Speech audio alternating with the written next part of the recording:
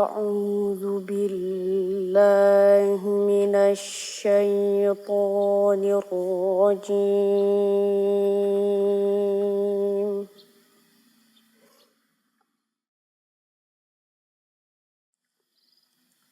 بسم الله الرحمن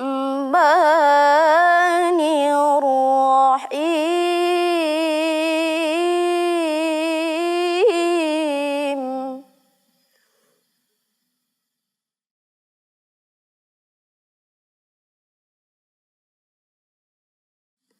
وما من دابة في الأرض إلا على الله رزقها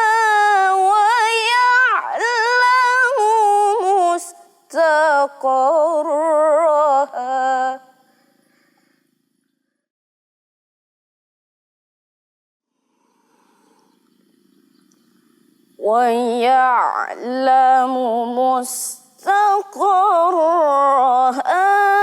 ومستودعها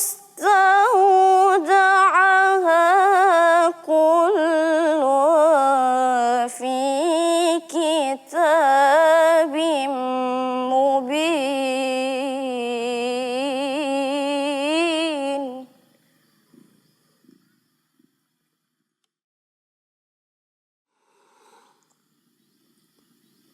وهو الذي خلق السماوات والأرض في 6 أيام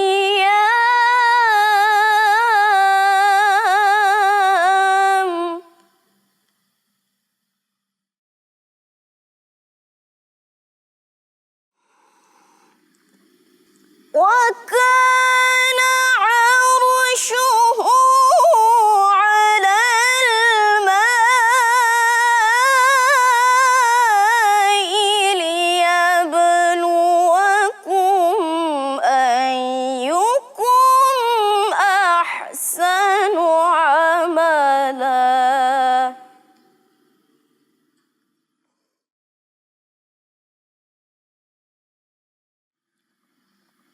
ولئن قلت إنكم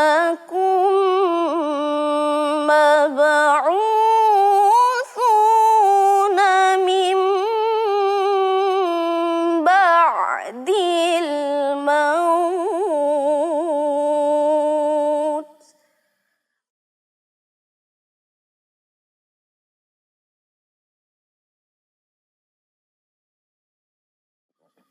إنكم مبعوثون من بعد الموت ليقولن الذين كفروا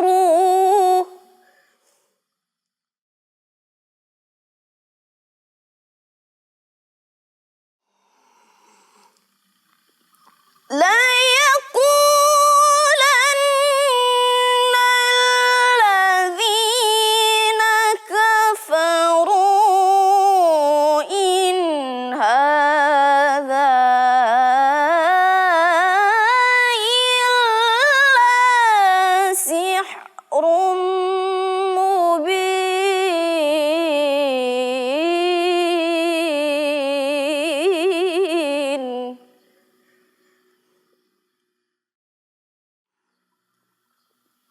ليقولن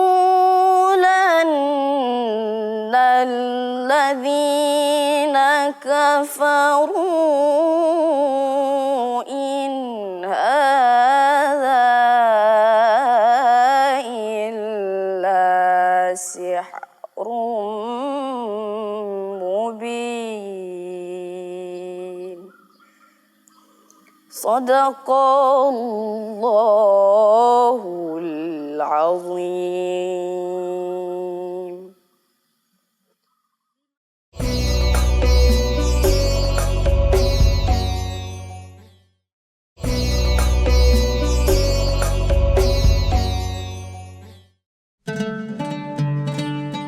Assalamualaikum warahmatullahi wabarakatuh.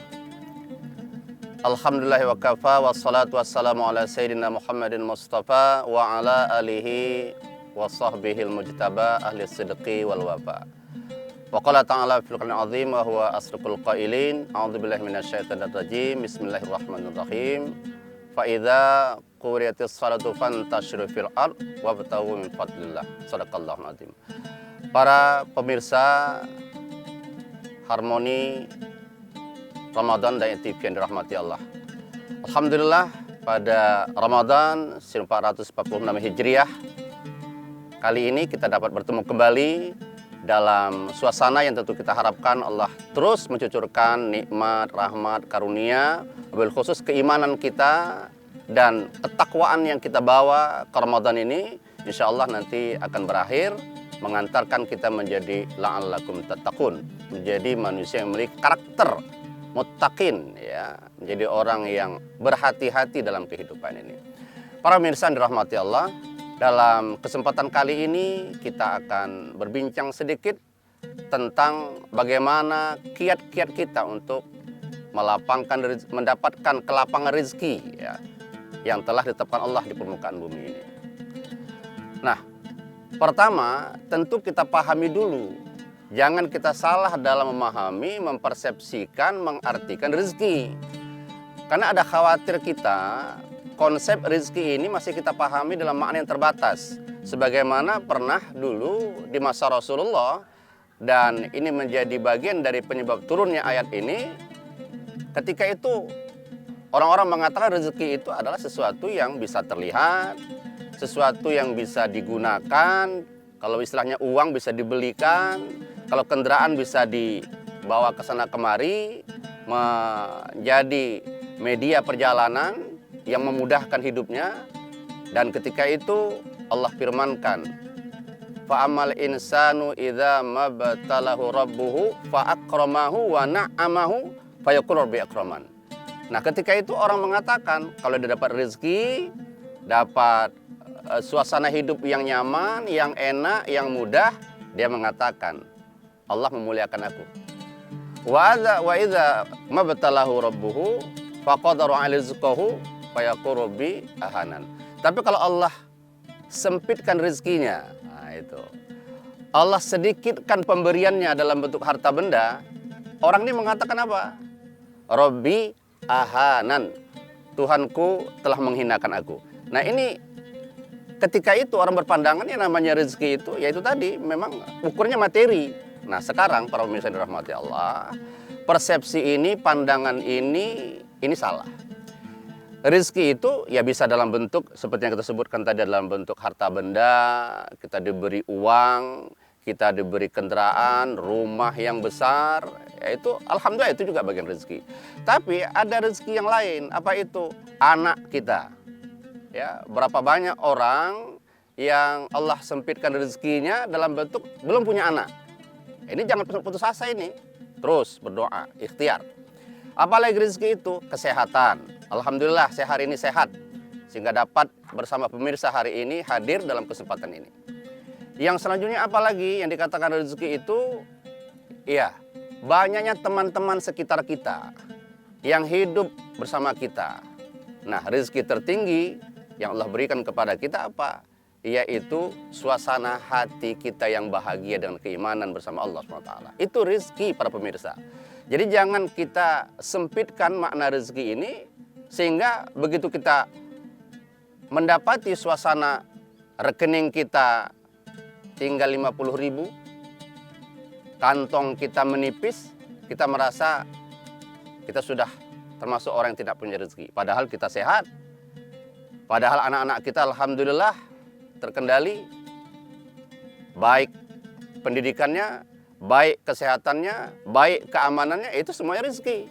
Bisa kita bayangkan para pemirsa, kalau sempat kita punya anak lalu dibegal misalnya.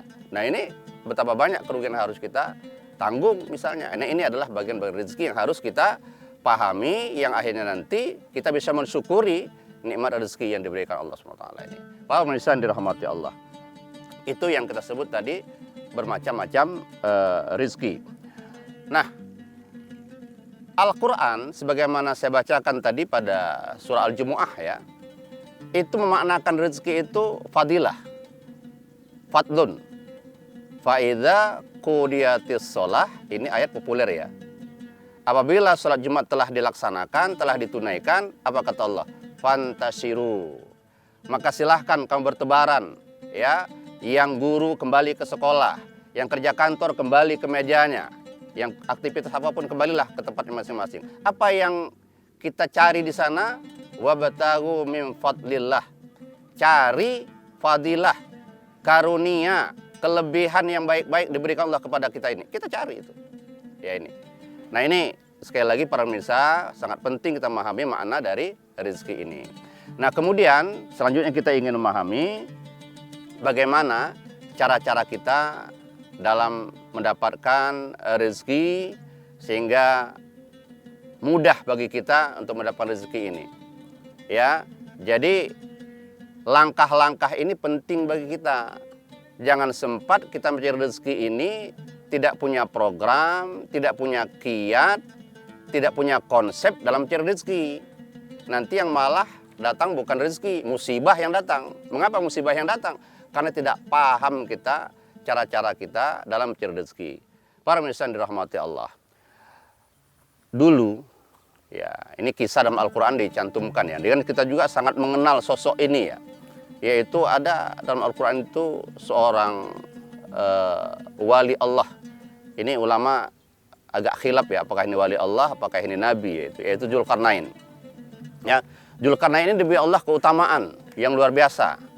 Allah sebutkan ya pada surah Al-Kahfi, inna makkannahu, sesungguhnya kami telah letakkan, tempatkan Dzulqarnain ini fil ard, di muka bumi ini. Nah, kemudian wa atainahu min kulli syai'in sababa. Ini yang Musa sampaikan. Cara mencari rezeki yang pertama, kita harus sadari kita sebagai manusia itu jalan mencari rezeki kita harus mengikuti hukum kausalitas. Harus mengikuti hukum sebab akibat. Jangan nanti ini kan Allah sudah tentukan rezeki ketika di alam rahim. Lah kita menunggu saja rezeki itu datang sambil berzikir di kamar. Wah, bangkrut ini. Makanya yang pertama kita pahami posisi kita sebagai hamba, sebagai makhluk di muka bumi ini, kita contoh Dzulqarnain. Ya, dia mencari rezeki, lapang hidupnya, memiliki kekuasaan besar. Bagaimana? Dia mengikuti sebab-sebab kemudahan yang diberikan Allah itu. Atainahu min kulli syai'in sababa fa'atba'a sababa. Nah, jadi Dzulqarnain dia mengikuti sebab-sebab jalan kemudahan dalam mencari rezeki itu. Jadi ini penting bagi kita, jangan sempat kita memposisikan diri kita seperti malaikat yang sudah diciptakan Allah dengan kadar mungkin ada rezekinya dari Allah, sudah seperti itu saja. Kita adalah makhluk manusia, kita wajib terikat dengan hukum-hukum kausalitas. Sebab akibat kita harus berusaha. Sebagaimana juga tokoh yang sangat ternama dalam Al-Quran yaitu Dzulqarnain mengikuti hukum kausalitas sehingga dia bisa berkuasa di barat dan di timur. Dalam versi lain orang menyebut Dzulqarnain ini sebagai The Alexander the Great. Nah ini kalau ada kita dengar The Alexander the Great, ini salah satu yang disebutkan di sana adalah Dzulqarnain ini. Para pemirsa dirahmati Allah. Ini yang pertama. Yang kedua, kita ingin mengambil kisah. Ini saya banyak bicara kisah-kisah ya, supaya kisah ini menjadi pelajaran bagi kita. Yang kedua adalah kisah yang terjadi pada umat Nabi Nuh. Nah ini pada surah Nuh tentunya ya, karena umat Nabi Nuh terletak pada surah Nuh. Jadi dikisahkan bahwa umat Nabi Nuh ini, tentu Nabi Nuh ada di sana, mengalami suatu ujian dari Allah, tidak turunnya hujan selama 40 tahun para pemirsa. Akibat tidak turun hujan ini, kemarau yang panjang ini ternyata berdampak terhadap kehamilan. Ini nanti mungkin dari sisi medis atau teknologi kedokteran bisa juga dikaitkan ya, bagaimana pengaruh kemarau panjang itu terhadap kurangnya atau rendahnya kehamilan itu. Tapi Al-Quran menyebutkan begitu ya, bahwa 40 tahun tidak turun hujan, di sana terjadi sebuah kondisi di mana kehamilan berkurang, sehingga umat Nabi Nuh datang kepada Nuh. Ya Nuh, tolong doakan kami. Ini kondisi sudah gawat. Apa gawatnya? 40 tahun tidak hujan, kita mengalami kekeringan luar biasa, kekeringan ekstrim kalau istilah kita, dan istri-istri kami malah sulit hamil gara-gara pengaruh dari kemarau panjang ini. Ya bukan berarti saya mengatakan kalau musim hujan kehamilan tinggi, tidak juga ya, tapi ternyata kemarau itu berpengaruh terhadap adanya kehamilan. Apa kata Nabi Nuh? Ini yang menarik. Ya pada surah Nuh itu, kata Nuh, dia menjawab begini. Faqultu astaghfiru rabbakum innahu kana ghaffara. Caranya kalau kalian mau Allah menurunkan hujan, Allah mau kembangkan ternak kalian dengan baik, Allah mau tumbuhkan tumbuhan-tumbuhan yang baik, berbuah banyak, langkah pertama harus kamu lakukan adalah faqultu astaghfiru rabbakum innahu kana ghaffara. Taubat kalian. Nah itu. Jadi kita pun pemirsa, ternyata dosa-dosa kita ini mungkin kita tidak sadari karena tidak alam empiris ya. Tetapi sebetulnya dosa-dosa, keburukan-keburukan yang kita lakukan itu salah satu penghalang dari rezeki kita. Salah satu dari penghambat karunia Allah kepada kita. Makanya Nabi Nuh mengatakan, faqultu astaghfiru rabbakum. Langkah pertama untuk meraih rezeki kalian, untuk memudahkan datang karunia Allah kepada kalian, pertama adalah mohon ampun dulu. Istighfar kepada Allah. Ini yang pertama. Nah, kalau sudah kalian istighfar nanti, Nabi Nuh melanjutkan ucapan yang termaktub daripada surah Nuh itu, faqultu astaghfiru rabbakum innahu kana ghaffara. Yursilis sama alaikum midrara. Kalau kalian sudah istighfar mohon ampun kepada Allah, yakinlah Allah pasti akan turunkan hujan kepada kalian. Turunnya hujan itu kata Nabi Nuh, digambarkan sifat hujan itu midrara. Hujan yang lebat akan turun, membasahi tanah-tanah kalian, akan menghidupkan tumbuh-tumbuhan kalian, akan memberikan kehidupan bagi hewan ternak kalian. Ya, ini yang diucapkan Nabi Nuh. Ya, jadi wa yumdidkum bi amwal wal banin. Nah, selanjutnya kalau kalian istighfar, mohon ampun kepada Allah, yakinlah Allah Maha Kuasa, Allah akan kembalikan istri-istri kalian memiliki potensi untuk hamil dan kalian punya anak keturunan. Yumdidkum bi amwal wal banin. Ya, Allah akan lapangkan, Allah akan karuniakan kepada kalian anak-anak dan harta yang banyak. Wa ja'alakum jannatin wa ja'al anhara. Dan Allah dengan hujan yang muncul tadi, Allah akan buatkan sungai-sungai yang bisa kalian gunakan untuk mengairi ladang-ladang kalian dengan sungai itu. Nah, ini langkah kedua para pemirsa yang dirahmati Allah. Setelah yang pertama kita ikuti hukum kausalitas, bahwa kita sebagai manusia memang harus mengikuti sebab akibat dalam mencari rezeki. Yang kedua, kita mohon ampun kepada Allah. Ya, ini makna dari kalam Allah, ma asobaka min hasanatin faminallah. Apapun yang baik yang kau terima, kata Allah, itu dari Allah. Wa ma asobaka min sayiatin, sebaliknya apapun yang menimpamu dalam bentuk keburukan, famin nafsik, itu dari dirimu.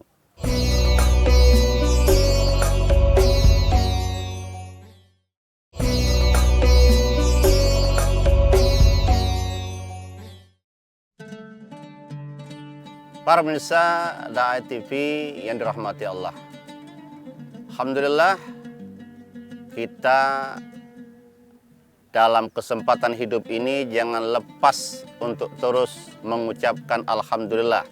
Mengapa? Sebagai bagian dari kita istighfar, mohon ampun kepada Allah, itu memang kita mulai dari bersyukur dulu. Memang kaifiat, tata cara kita istighfar, jangan ujuk-ujuk lalu kita datang, ya Allah ampunkan Allah. Tidak, puji dulu Allah. Sama kita minta maaf kepada manusia, ya. Kita datang dulu kepada dia, kasih puji-puji sedikit, baru minta maaf, begitu.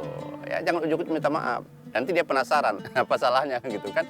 Nah, puji dulu, nah itu cara kita istighfar. Nah, selanjutnya untuk kita melakukan rezeki ini, Rasulullah telah memberi jalan juga kepada kita supaya kita mudah mendapat rezeki, Allah lapangkan rezeki kita. Rasul mengatakan man ahabba. Nah, barang siapa yang mau, barang siapa yang suka, ayyub satallahu rizqihi wa lahu fi asarihi. Mau dilapangkan rezekinya, mau dikenang atau dipanjangkan umurnya, dikenang-kenang orang jasa baiknya, apa yang dilakukan? Faliyasil rahimah. Bangun satu rahim. Ya, kenapa? Karena bangun satu rahim ini, para pemirsa, ini pasti akan menimbulkan energi positif. Hasil penelitian menjelaskan, ini penelitian ya, ini bukan kata saya, ini penelitian, bahwa orang yang memiliki kompetensi sosial, kompetensi emosi yang bagus, itu memiliki 80% kontribusi untuk dia berhasil dibandingkan kompetensi intelektual. Nah, intelektual ini para pemirsa, ternyata hasil penelitian mengatakan hanya menyumbang 20% untuk keberhasilan seseorang.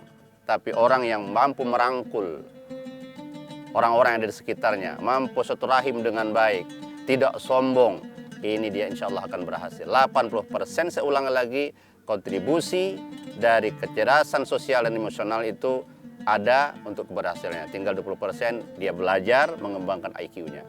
Nah, ini sabda Rasulullah 1400 tahun yang lalu, ternyata secara ilmiah itu terbukti hari ini. Mengapa saya katakan ilmiah? Karena ini hasil penelitian para pemirsa yang dirahmati Allah. Oleh karena itu bagi kita, mari, apalagi di bulan Ramadan ini, kita bangun hubungan sosial kita yang baik. Ini menjadi kekuatan bagi kita untuk insya Allah Allah melapangkan rezeki kita. Ya boleh jadi karena orang kenal dengan kita, mungkin kita mendapat pekerjaan, ada peluang. Yang pertama diingatnya ya kita. Mengapa? Karena kita sering satu rahim. Tapi kalau kita tidak pernah satu rahim dengan orang-orang sekitar kita, ya orang nggak akan ingat kepada kita. Ada proyek besar, orang tidak akan berikan kepada kita. Kenapa? Karena tidak ada dalam memorinya kita itu. Nah, itu dia. Jadi oleh karena itu penting sekali kita membangun hubungan satu rahim ini dalam rangka melapangkan dan memudahkan rezeki kita para pemirsa yang dirahmati Allah. Jadi ini kiat-kiat yang Rasul, yang Al-Quran dan Rasul berikan kepada kita dalam rangka memudahkan kita untuk mencapai, mencari karunia Allah tadi ya. Jadi rezeki jangan dibatasi hanya uang dan harta, tapi karunia Allah. Nah, insya Allah dengan apa yang telah kita pahami ini, pertama tadi kita kausalitasnya, yang kedua kita istighfar kepada Allah, yang ketiga kita banyak bangunan hukum silaturahmi kepada sesama manusia. Insya Allah dengan ini Allah mudahkan, lapangkan rezeki kita di atas permukaan bumi ini. Demikian apa saya sampaikan, mudah-mudahan manfaat kita bersama. Nasrul minal qarib wa basyiril mu'minin. Assalamualaikum warahmatullahi wabarakatuh.